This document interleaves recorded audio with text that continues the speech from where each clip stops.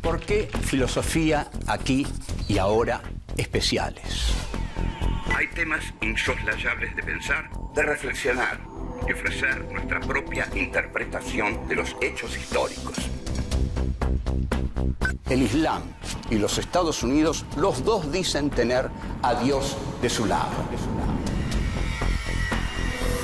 La guerra del Paraguay es un genocidio silenciado. Había que liquidar al Paraguay. El Paraguay de Francisco Solano López.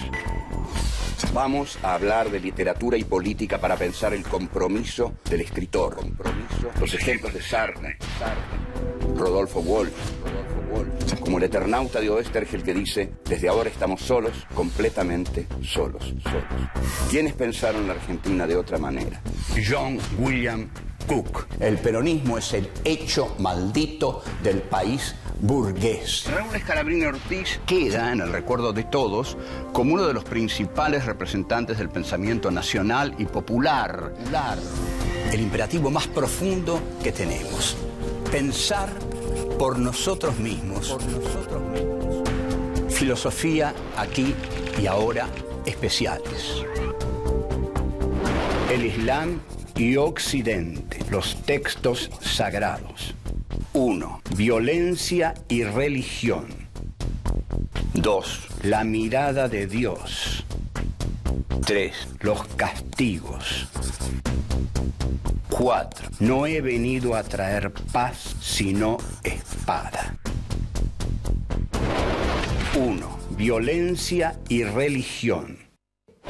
Vamos a entrar en un tema difícil. Vamos a pensar la relación entre Occidente y el Islam a partir del tema de la violencia.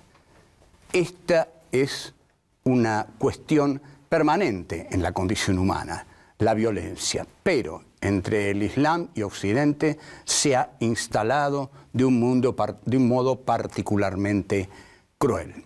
Desde el 11 de septiembre se habla de la violencia islámica, pero desde el 11 de septiembre también Estados Unidos inicia una guerra de retaliación que todavía se está desarrollando y que ha llegado a niveles de crueldad inenarrables que se han conocido en todo el mundo a través de fotografías, también de una dificultad de verlas por la crueldad que expresaban en la humillación de los torturados. Sin embargo, nos hemos acostumbrado a la tortura porque se ve en los diarios: Estados Unidos tortura porque cree que la tortura está justificada.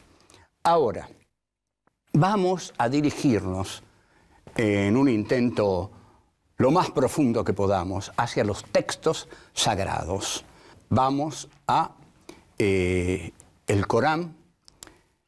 La exigencia fundamental del Corán es someterse a la unicidad de lo uno. Lo uno es Dios, lo uno es Alá, su profeta es Mahoma, pero lo uno es Alá. Islam significa obediencia y sumisión. Esto es muy importante. Obediencia o sumisión. Musulmán significa el que obedece la ley de Alá. O sea, observemos estos términos, ¿no? Obediencia, sumisión y obedecer la ley de Alá. No reconocer la unicidad de Dios es el máximo pecado en que se puede incurrir para el islamismo y merece castigos terribles que efectivamente se aplican. Entonces, estamos en presencia de una religión que está basada en la sumisión, en la adoración de lo uno y en el castigo implacable del pecado, que es el no reconocimiento de lo uno. Pero no creamos que la violencia no está en el Antiguo y en el Nuevo Testamento, porque nos equivocaríamos terriblemente. En el Nuevo Testamento hay un acto de violencia fundante, y es un acto de violencia terrible, Este acto de violencia es la crucifixión de Jesús de Nazaret. El profeta de Nazaret es crucificado. Esta crucifixión, cuanto más terrible sea, más va a autorizar a la Iglesia católica medieval a torturar a los que no reconocen la religión católica. Para esta religión católica, el dolor es constitutivo de la existencia. De ahí que una película como la que hizo Mel Gibson, en la cual Jesús de Nazaret, el Cristo, se lo ve más torturado y sufriente que nunca, sea una película fascista. Porque en esa tortura se está justificando la tortura del ejército norteamericano actualmente en Irak. Si así torturaron a Cristo, ¿por qué no vamos a torturar nosotros que estamos defendiendo a ese Dios? Entonces, aquí vemos cómo y por qué la película de Mel Gibson es una película fascista y por qué presenta a ese Cristo extremadamente sufriente y torturado. También un Cristo sufriente y torturado justifica la violencia de la Edad Media. ¿Cómo no va a justificar la violencia de la Edad Media? Aquel que desconoce al Hijo de Dios está desconociendo a un ser que ha padecido el dolor hasta los extremos infinitos, pero también no solo el dolor de la carne, sino el dolor de la duda, porque en su máximo momento de dolor carnal y espiritual, Cristo pregunta: Padre, ¿por qué me has abandonado? Volvemos. 2. La mirada de Dios. Vamos a hablar ahora de la violencia en el Antiguo Testamento, y hay mucha violencia en el Antiguo Testamento. Vamos a hablar directamente de la crueldad de Yahvé. Yahvé es Dios en hebreo. Entonces, Yahvé es cruel. ¿Con quién es cruel? ¿Dónde vemos la crueldad de Yahvé? La vemos en un libro maravilloso del Antiguo Testamento, que es el libro de Job. El libro de Job tendrían que leerlo todos, porque es un libro fascinante. Además, es una lectura atrapante. Dios, a propuesta de Satanás, decide poner a prueba la fe de Job. Entonces, Job, que era un siervo de Dios, que vivía muy feliz, con familia, tierras, propiedades, todo lo que quería, ganados, Yahvé le hace perder todo: familia, fortuna, tierra, ganados, y lo deja despojado de todos sus bienes, hasta incluso enfermo. Entonces, ¿qué hace Job? Empieza a quejarse. Y aquí comienza uno de los momentos más importantes del Antiguo Testamento, porque es realmente la primera vez que un hombre se le queja a Dios abiertamente. Lo primero que le dice Job es: ¿dejarás alguna vez de mirarme? Lo que nos remite a la mirada de Dios. Sentir la mirada de Dios es agobiante para el que la siente. Y muchísimos hombres de fe la sienten constantemente. Entonces, Job le pregunta: si he pecado, ¿en qué te afecta, centinela de los hombres? Centinela de los hombres. O sea que Dios es el centinela de los hombres, aquel que los vigila constantemente. ¿Por qué? Le dice Job: no olvidas mi ofensa.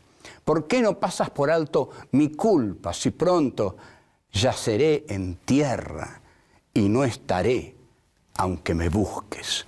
Pronto yaceré en tierra y voy a descansar, dice Job, y ya no me vas a poder mirar. ¡Oh, qué gran momento! ¿Por qué? Porque Job siente la presión de Dios como culpa. Y esto es uno de los temas más profundos de la creencia en Dios, que lo han tratado cineastas como Ingmar Bergman, por ejemplo, en Cara a Cara. La mirada de Dios y la culpa del creyente, porque Dios lo mira y no lo aprueba. La violencia es quizás sutil, pero es muy grande para un hombre sentir sobre sí la mirada de Dios. Es violencia, porque Dios me mira y no sé qué hacer si Dios me mira. No sé cómo complacerlo, no sé qué hacer para que Él esté feliz conmigo. Entonces viene la máxima queja de Job. ¿Por qué me sacaste del vientre de mi madre? Habría muerto sin que nadie lo advirtiese. ¿Por qué me sacaste del vientre de mi madre? Oh Yahvé. Esta es la gran crítica de Job. Aléjate de mí, le dice. Déjame gozar un poco antes de que me vuelva al país de las tinieblas y de las sombras. Aléjate de mí, le dice a Dios, porque quiero gozar un poco. Más grande no puede ser su queja. Le pide a Dios que se aleje de él para que goce un poco antes de ir al país de las sombras. Aparece Dios. ¿Y qué le responde?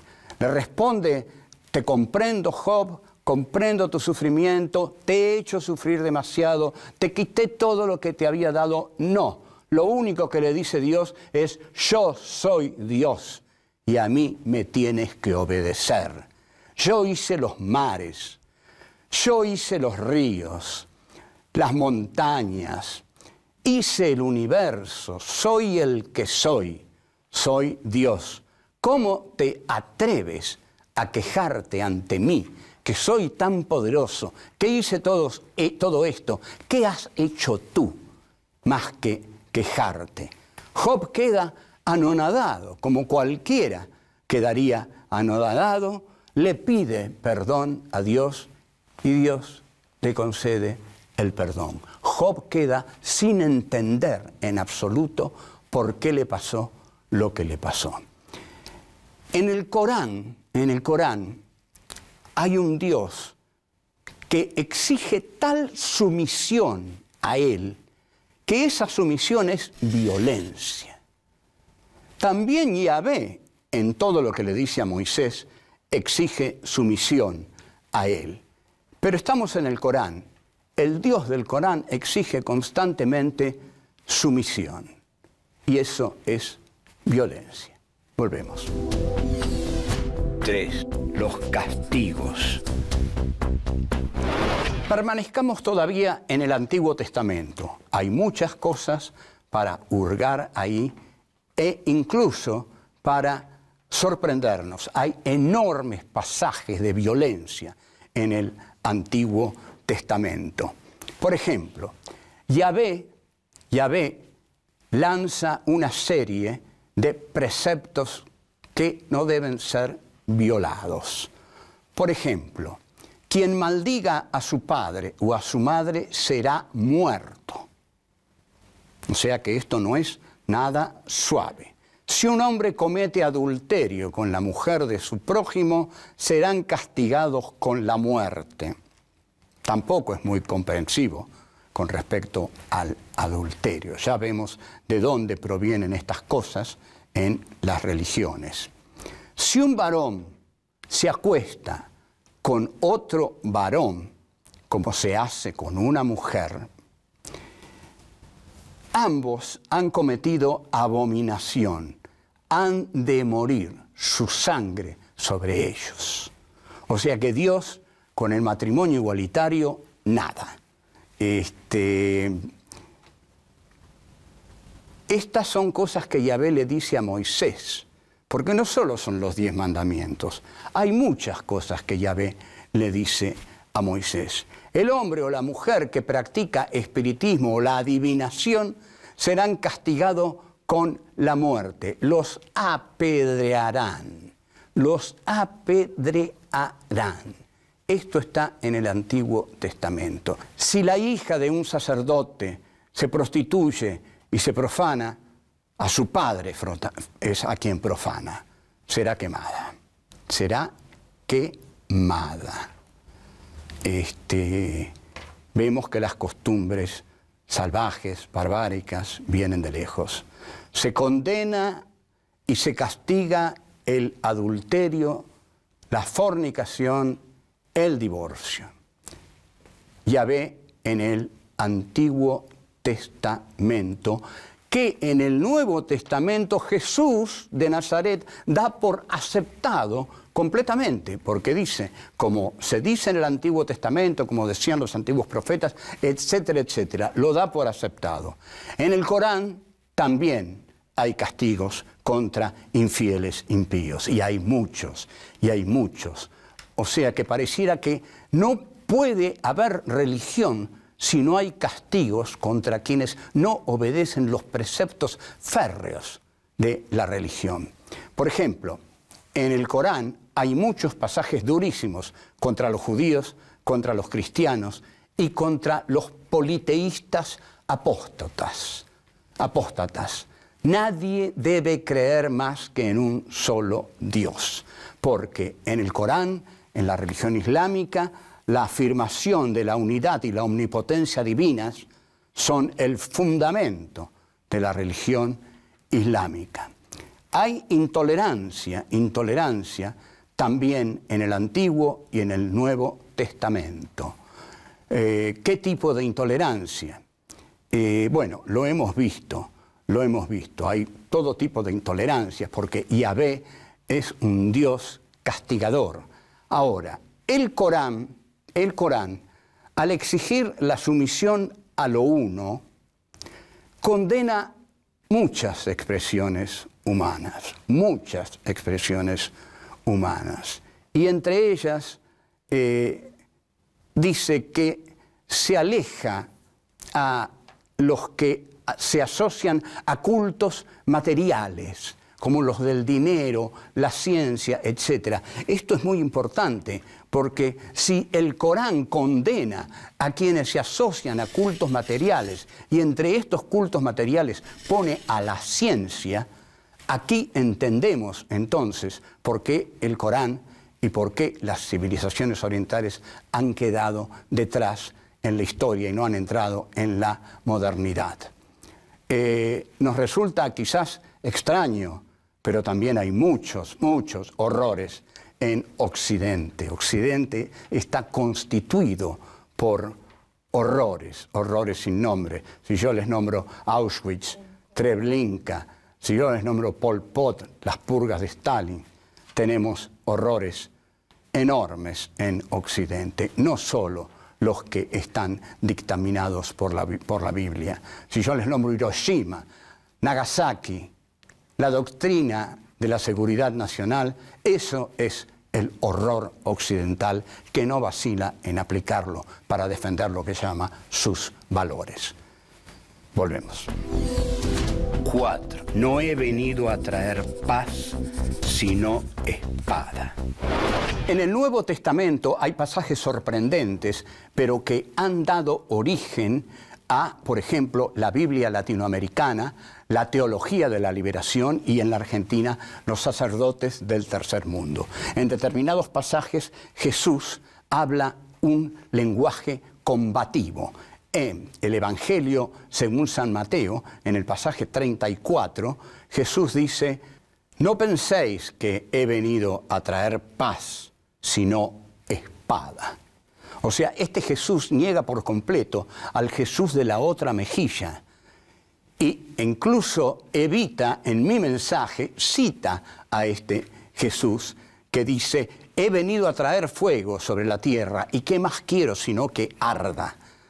¿No? Así que son pasajes notables que incluso son introducidos en el Nuevo Testamento como contradicciones de Jesús, pero han dado, digamos, fuerza a todos aquellos que quieren hacer de Jesús una figura combativa.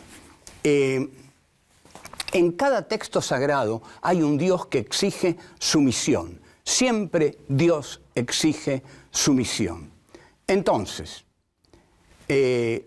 la unicidad del Dios monoteísta condena al hombre a la sumisión.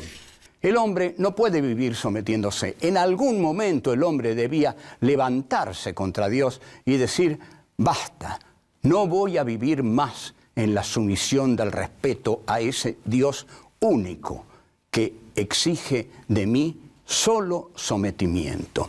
En el Islam, el Corán tiene una presencia que el Antiguo y el Nuevo Testamento no tienen en Occidente. Esto es decisivo para entender el desarrollo del Islam y el desarrollo de la modernidad occidental capitalista. Occidente atravesó la modernidad, En tanto, el Islam se ha quedado en ese siglo XII. ¿Por qué? Porque Occidente ha logrado poner al hombre en el centro de la historia. ¿Con qué? Con el pensamiento cartesiano. Ego cogito, ergo sum. Donde hay un cambio de eje, del eje divino al eje humano. Antes, Occidente ha intentado globalizar la Tierra ya con el viaje globalizador de Colón en 1492. Pero el pensamiento de la modernidad comienza con Descartes, cuando Descartes pone al hombre en el centro del conocimiento. Una vez que Descartes pone al hombre en el centro del conocimiento y dice, dudo de todo, está dudando de Dios y de los reyes que dicen gobernar por derecho divino. Ahí empieza la Revolución Francesa, las condiciones de posibilidad filosóficas de la Revolución Francesa. Se acelera el ritmo histórico. Piensen ustedes que de 1637, en que sale el discurso del método, a 1789, en que se produce la Revolución Francesa, hay muy poco tiempo comparado con los 12 siglos de historia medieval sometidos a la obediencia divina, esperando el reino de los cielos. Pero la filosofía cartesiana pone al hombre en el centro y el hombre acelera la historia. Comienza entonces la modernidad capitalista, que el Islam no tuvo. En consecuencia, la violencia está tanto en los textos del Islam como en los textos del Antiguo y el Nuevo Testamento. Ninguno de los textos sagrados deja de tener violencia, ante todo porque exigen la sumisión a un Dios. Ahora, vemos que las religiones, cuando se enfrentan a partir de la unicidad de un solo Dios verdadero. Y cada uno de los que sostiene esa religión está seguro de que su Dios es el Dios verdadero, y el Dios del otro no es el Dios verdadero, sino que el otro tiene un Dios falso y al otro hay que aniquilarlo en nombre de mi Dios. Ahora, las religiones son las que parecen estar enfrentadas, pero en realidad uno sospecha que las religiones son una excusa para los verdaderos intereses económicos que impulsan hoy a las naciones. Si, como dije, si no hubiera petróleo en Irak, si hubiera arvejas, Estados Unidos no estaría ahí, estaría donde hay petróleo. Y si hubiera petróleo en Santiago del Estero, Estados Unidos estaría en Santiago del Estero con todos sus misiles y todos sus aviones. Esto quiere decir que es el hombre el que decide dónde va a ir su poder de destrucción. El que gobierna la tierra hoy es el espíritu de dominación que habita en el hombre y su pulsión de muerte.